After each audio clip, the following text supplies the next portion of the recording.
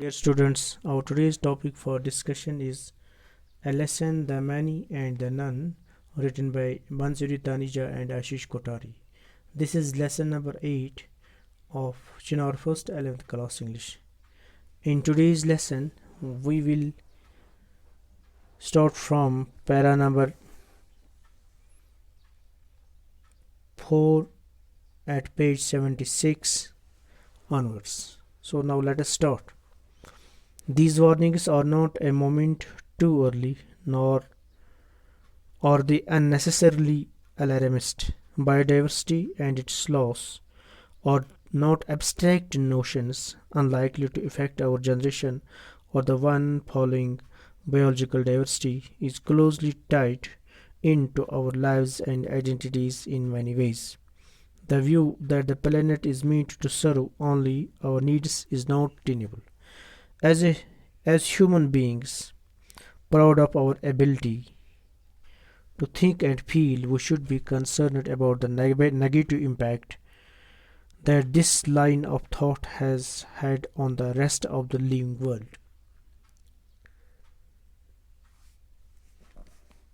Dear students, we know that author has given us a very illustration to explain to us the alarming reality about the biodiversity of life on earth. Author says here in this para that these warnings are not to be taken non-serious. These warnings are very important. These warnings are not non-serious warnings. These warnings are not unnecessary warnings. These alarms are not unnecessary alarms. They are very important and very serious alarms and warnings.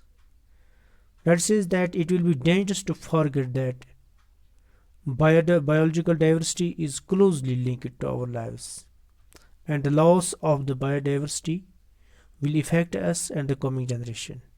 Right? That says that we should not be selfish to think that the earth is made to serve our needs. No. We should know that as we are capable of thinking and feeling, we must realize that the loss of biodiversity will have its negative impact on the rest of the living world as well.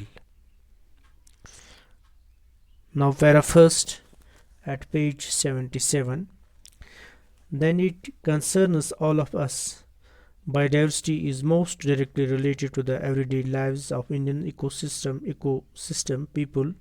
Hundreds of millions of small farmers, fisher folk, herders, and hunter-gatherers, a substantial number of them tribal, depend on the diversity of species, genetic varieties, and ecosystem services for their livelihood and cultural lives.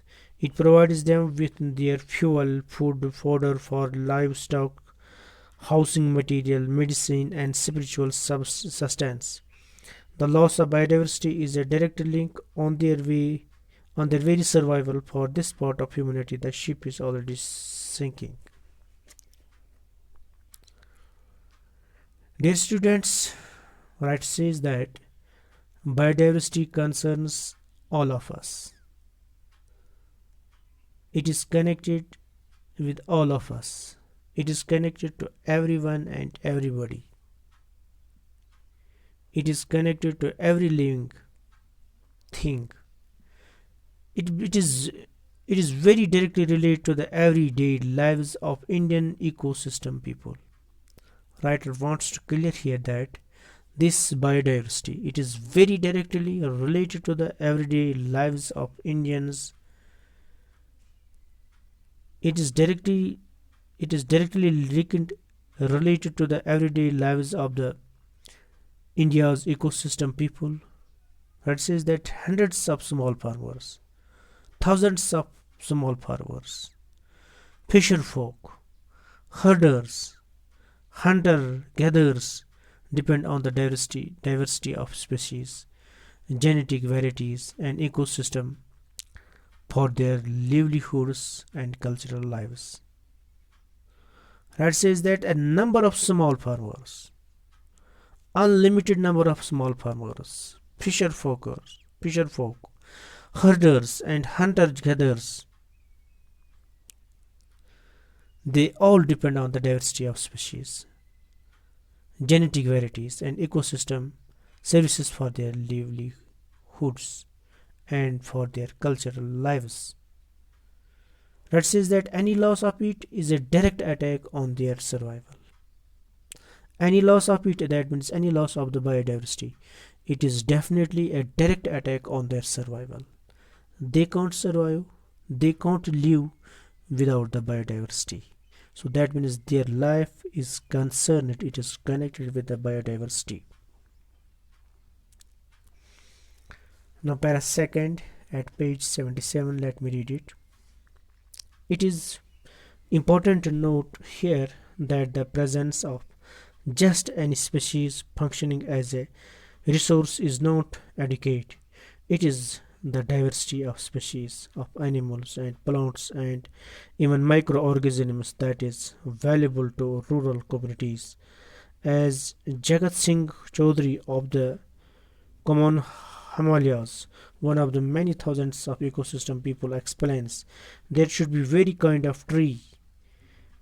There should be very kind of tree in the forest. That there should be fodder trees, fuel wood trees, and those which keep the soil moist. Be banj, kaffir, air, bronze will keep our soil humid and their lives will make humus that will have organic diversity. There should be fruit trees also and trees which will supply wood for the building purpose, and the most important trees are those which will keep the environment clean, broad-leafed ones. The best are for industry, arambans, bans, ringle and grouse and creepers. Other than these, creepers are the main resource for fodder. What elders say is that earlier there were dense forests and there were many species in them, but now in the monoculture pine forests there is no diversity. If trees, grass, herbs, creepers, etc. all grow, then won't there be economic development? Writer here says, let me be concise and let me explain it briefly.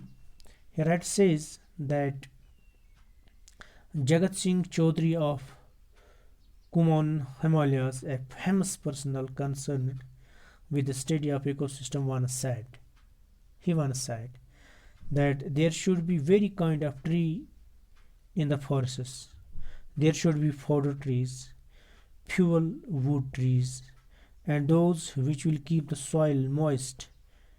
Banj, coffee, air, bronze will keep our soil humid, and their leaves will make humus that will have organic diversity. Red says that there should be fruit trees also, and there should be trees which will supply food for building or for building purpose. Here it says that we must keep in mind that there should be fruit trees also in the biodiversity in the nature, and there should be there and the trees which will supply wood for building purpose. That means we should have the wood, we should have the trees which will supply wood for our building purpose, and the most important trees are those which will keep the environment clean. That means we should have the trees which will keep our environment very clean. Broadleaf, we should have the trees which are having the broad-leafed ones. The rest are for industry.